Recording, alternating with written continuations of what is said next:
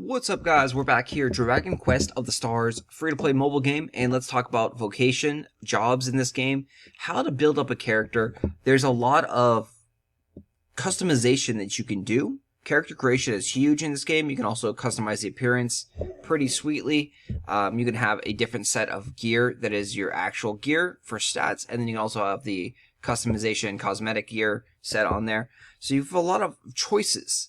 And the vocations are another choice that you get to make. You can play the game with any of these vocations. You definitely don't want to be the apprentice adventurer.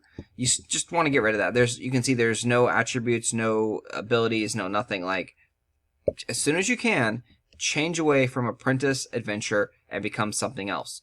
You got to start off by becoming a warrior, a mage, a priest, a martial artist, a sailor, a dancer, or a ranger. So a lot of choices. And once you get to level 50 on that, I'd recommend swapping over to a different class, different vocation, because there's advanced jobs, and these require 2 of the basic ones to be level 50. So if you want to be a Battlemaster, you need to be warrior level 50, and then you also need to have martial artist level 50. That will unlock Battlemaster, which is going to be a stronger DPS class. And you can see right down below it, it says the vocation with the highest class attack power. So it's giving you little tools of like, hey, this is a DPS class. Paladin, an unbreakable shield that protects the team with high HP. A very, very tanky unit, going to be a super support character. A Sage, a magic specialist with a vast repertoire of spells. So Sage has the capability to be both offensive and healing, with the stats it's given and the abilities that it's giving. Sage is also the only class that has a resurrection skill, so that's something to think about. Armamentalist, a special vocation that combines martial arts and magic might. This is a very strong support class. Very, very good class. It requires a warrior and a mage, and it's kind of funny that this turns out to be a support-based class. It can dish out some damage, but mainly it has support abilities. Pirate, same kind of thing. So it's a combination of a sailor and a dancer, and it slams enemies with mighty blows. Again, I don't think that's a very accurate description of what a pirate does in this game. A pirate is a very support-based class. Monster Master. Utilize monsters, specialties, and powerful breath attacks. So this is an AoE attacker with a good amount of damage dealing. It also has a little bit of support class. And then finally, the Superstar. Superstar sounds really powerful, but it says a frontline star that pulls companions out of any tight spots. Essentially, what it's saying is it's a support class. But that's a very wrong description. So the Superstar is actually the best healer in the game right now because it has access to an AoE heal. When you click over on Vocation Skill, you can check out the abilities that these classes all have. So at level 1, it gets Hustle Dance. And again, like I said, AoE Heal. Heals a medium amount of HP, targets all allies. The cooldown is very long. It's 40 seconds. That's a long time.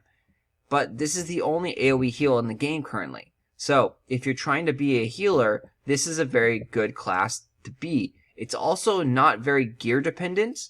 Whereas if you're trying to be a Sage who has really good healing power, naturally, but you need gear. You need a lot of gear to become a very strong Sage and have heals. And with being a Sage, you're limited currently to just having heal and mid-heal. So you only have 2 single target heals, and that's sometimes just not good enough. There are some weapons and armors that can heal, but generally they don't do AoE heals. Or they have very long cooldowns. So, Superstar is the class that you are going to be focused on if you want to be a AoE healer, kind of like the priest of the group, which is very funny because the requirements are dancer and ranger. It has nothing to do with being a priest. So it's like interesting class requirements for this. Overall, probably the easiest class to use is the Battlemaster, just being pure raw DPS, with the game giving you a good amount of gems to summon and get free items and things like that from the gachas. Most likely, you're just going to need some gear. Even 4-star gear is fine. It doesn't really... Battlemaster is not really gear dependent. Just the base attack power of this class is already quite high, so you're able to dish out a lot of damage. Paladin is also an amazing, amazing, amazing vocation. Probably one of the best vocations starting out the game right now. Because the Paladin has this special ability that it battle buddies. So it reduces damage by 50% taken for another team member, and it lasts 3 turns. So what he does is he self-sacrifices himself, and he puts himself in front of another team member, and anytime that team member would take damage, he's going to take damage, but he's going to take 50% less. And with being a Paladin, his defense is already pretty high. And so another thing to notice too is that the deafness stat here is not defense. A deafness is how often your critical hit rate will happen, and also how often you'll get preemptive strikes in the monster fights. So deafness is not defense. That's a very important note. And it's interesting to note that on these attributes here, it doesn't actually show the defense stat, but Paladin does work out as being a meat shield. You'll also notice that on these classes, there is a thing below that says preferred. These are the weapons that the class uses best. These are the weapons that you want to use with the class, but you're not really going to lose out that much if you don't use those kind of weapons. You can use any kind of weapons or armor on any classes, but there are some special weapons and armors that are just like, ooh, this is really good. We'll show you that in just a second. I want to go over to the Pirate, which I think is also one of the very best classes, and show off the vocation skills for the Pirate. So it starts off with this one. Raises defense by 20% and breath resistance by 30%. Targets all allies. Lasts 2 turns. It's a 45-second cooldown, which is very long. But as you level up at level 5, you end up getting this. Extends duration of all ally support abilities and status by 1 turn. So that combos together with his first ability. And now you're going to get a 3-turn buff for defense by 20%, and then also resistance to breath attacks. That's pretty cool. Unfortunately, in the game, the bosses have tons of status effect removal, and they seem to spam the status effect removal, like cleanse, on your whole team very often. So you don't get the insane value that you would think you would get on this. You get maybe 1 turn, maybe 2 turns on these buffs. But they are very, very important. And the game does tell you when these monsters are using out these really, really powerful attacks. And you're going to want to make sure you have these buffs on to prevent your team from dying. Because when they're charging up their special attack, and it's taken 10 seconds or 20 seconds for them to charge up the special attack, it'll tell you, but like it's like hell thunder. And you're going to know that that's going to do like 200 points of damage to your whole team. So you either defend or you buff your characters with these stat boosting things, protect from, spells, abilities. And this damage reduction, if they're doing 200 damage to everybody and you reduce it by 30%, that's a huge amount of savings. That is, 60 points of damage saved on everybody?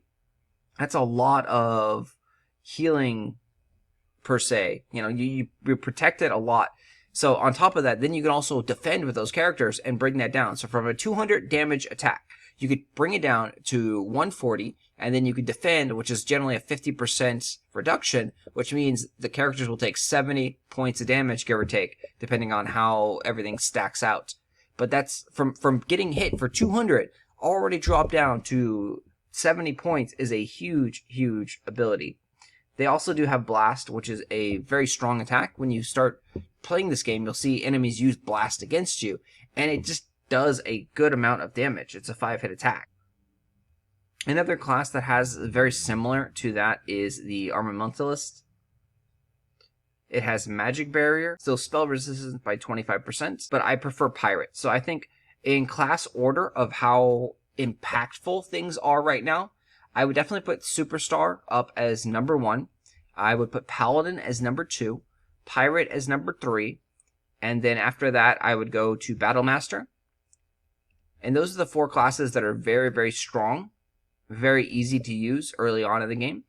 As you progress in the game and as you get a lot of equipment, you can actually build a Sage to be insanely powerful. So the current rankings of these classes will definitely change depending on the gear and equipment that you get. So I'm currently working on building up a Sage because the equipment that I got has been generally geared towards making a Sage. So we'll take a look. This is the kind of like one of the first 5-star weapons that I got that was not Metal Slime.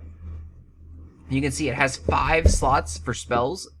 That's a lot of spells. Sages are able to double cast. They can cast 2 spells at once.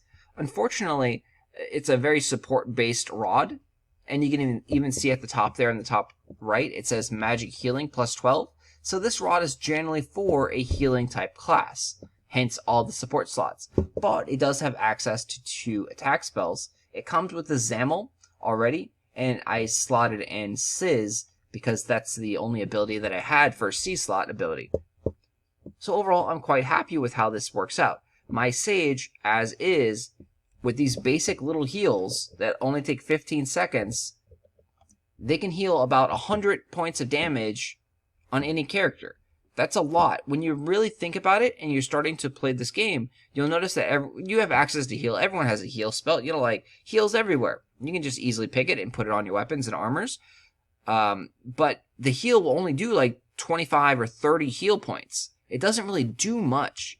But with how this character's built, with how much healing power she has, it does about 100 on a heal. That's really, really strong. So we'll take a look at the helmet here. This was also one of the very first 5 stars that I picked up, the Thinking Cap. It has magic attack plus 30. So it has a lot of magic power in a helmet, which is really cool. And then it also has these traits. It says shorten attack spell skill gauge by 12%. That's really good. So that's going to turn down all the cooldowns by 12% for attack spells. So if the spell was saying it's going to take 20 seconds on the CT, that's what this is, the cooldown time. That means 12% of that, it's going to go down. It's going to be shaving off almost 2 seconds. So instead of taking 20 seconds, it's going to take approximately 18 seconds. That's a pretty nice change of time right there. And then it also has additional HP. Like, this is a really, really good headpiece.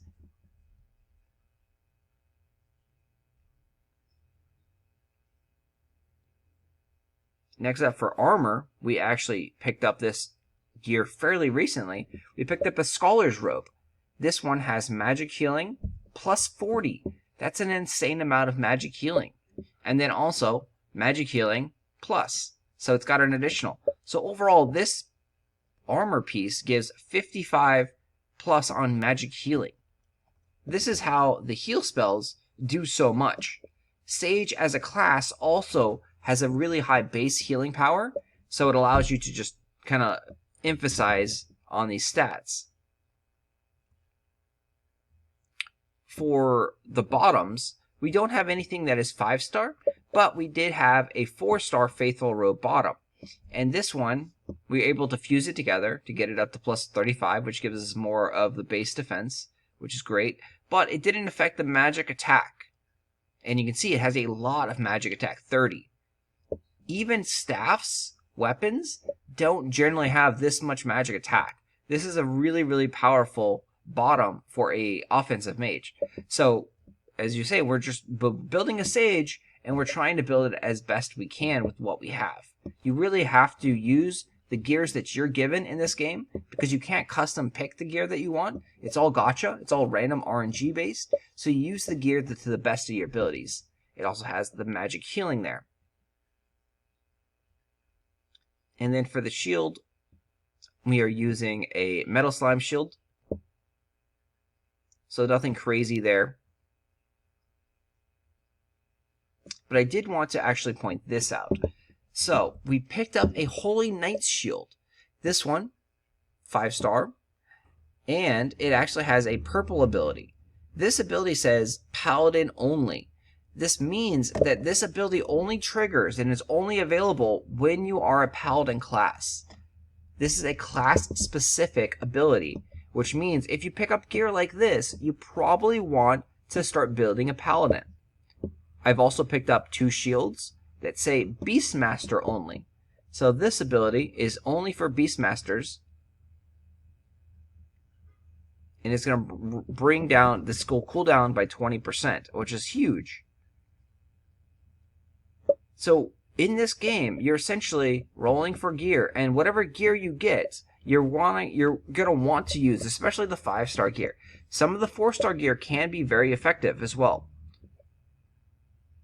as you see on the bottoms there.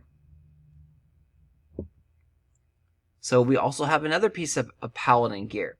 So since we have 2 pieces of Paladin specific gear, I'm actually in the process of building up one of my characters to become a Paladin, because I want to use both of these gears because they're designed specifically for Paladins. So you can do any kind of customization that you want, but generally you want to do what the items and weapons tell you. And those gears are saying, make a Paladin.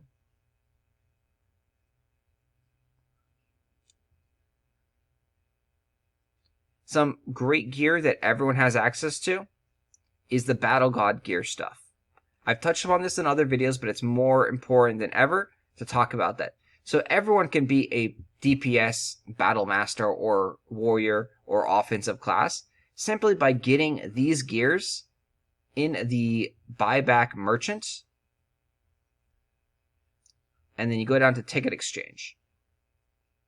You buy the Battle God sets of gear by doing the daily quest every single day.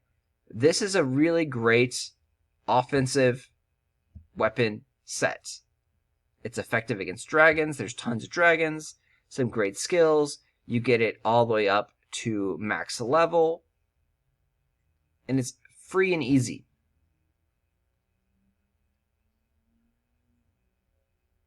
Like I said, in the future, you will probably want to build up other classes and, mess around with different combinations based on the gear that you get. But you cannot go wrong starting out the game by being any of the offensive classes like Battlemaster, Armamentalist,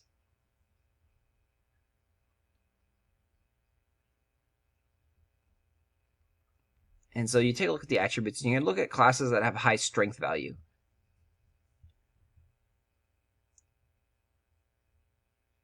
See, the Armamentalist has a 39 strength value at level 1. The Pirate also has a 31 strength value at level 1, which is fairly good. Monster Masher has 28, and Superstar has 30. So all these classes right here can be quite good. Let's see if we can check out how much the Battlemaster has at level 1. Let's go over to my Sage. So at level 1, Battlemaster has 47. So you can see the significant difference there of how strong the Battlemaster is compared to the second strongest at 39.